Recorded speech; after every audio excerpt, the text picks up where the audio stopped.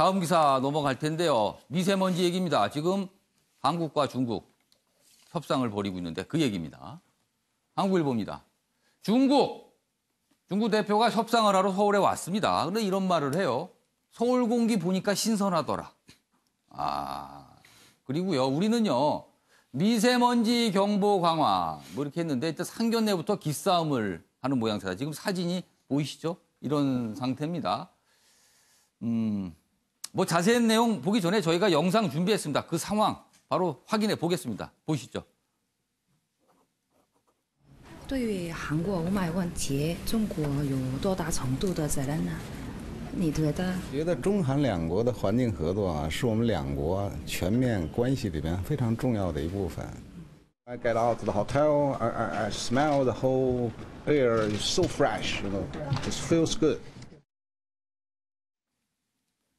자, 지금 영어로 얘기했습니다. 뭐 feels good. 나가 보니까 공기 좋더라. 근데 뭐 이렇게 한국은 왜 엄살이냐? 뭐 이런 얘기입니다. 네. 조은갑 위원님.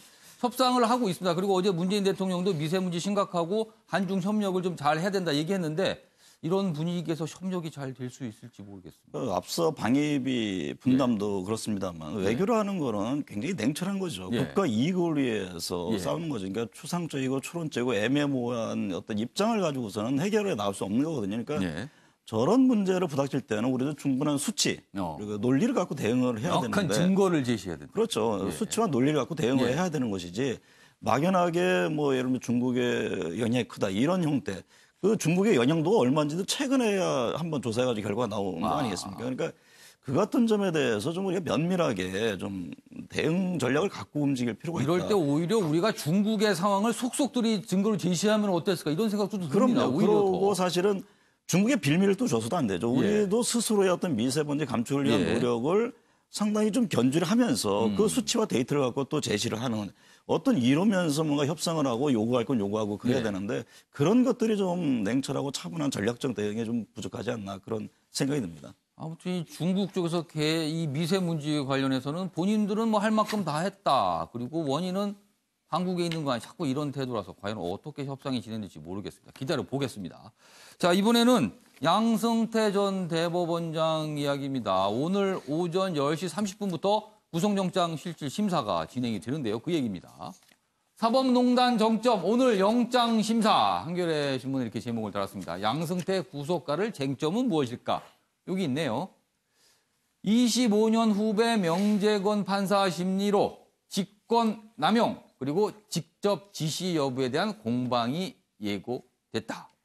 그리고 재판 개입 스모킹 건에 대해서 모르쇠된 재판부가 구속 불가피 판단할 수도 있다. 그래서 이르면 오늘 밤 아니면 내일 새벽쯤에 영장 발부 여부가 결정이 될 것으로 보입니다. 이수희 변호사, 어떻게 전망하세요? 이 영장 부분은 지금. 이게 이제 임종원 전 행정처 차장은 구속이 됐지만 그 윗선인 처장은 영장이 기각이 됐거든요.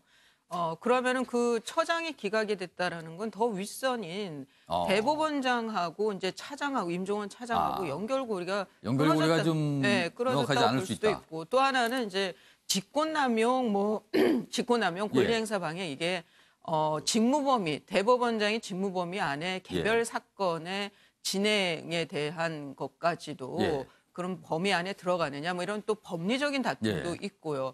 여러 가지 이제 논쟁거리가 있는데 법리적으로 그런 경우에는 이제 방어권 보장이라고 하는 게 있거든요. 그런 경우에 이제 불구속 재판을 하는 경향이 높은데 또 하나 그런 면에서의 이제 그 방어권 보장을 많이 주장할 것 같고 또 하나는 이제 그 전직 대법원장이었다는 거죠. 사법부의 최고 수장이었고 그 면도 뭐 구속영장이라는 건 플러스 알파의 고민도 해야 되는 거니까.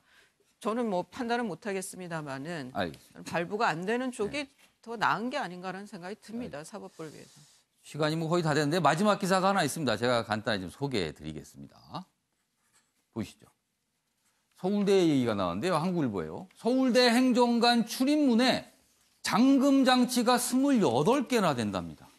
이게 점거 트라우마 아니냐 이런 건데요. 내용은 2011년 이후에 점거 농성이 여러 차례 있었습니다. 그래서 보강차에서 그러니까 들어오지 못하도록 하기 위해서 잠금 장치 달았는데 여기 사진 보시죠. 이 위쪽에 보면요. 이렇게 하얗게 표시된 게 다 잠금 장치입니다. 문에 4개씩 달아놨네요. 학교 측에서는 새 집행부와 제거 논의를 하겠다. 보강 차원에서. 정보 농성하는 것도 그렇지만 학교 측이 이렇게까지 해야 되는 건가? 이게 우리나라 서울대 지금 현실인가? 이런 생각이 좀 듭니다. 자, 올 겨울엔 눈이 사라졌습니다. 언제 왔더라 싶죠?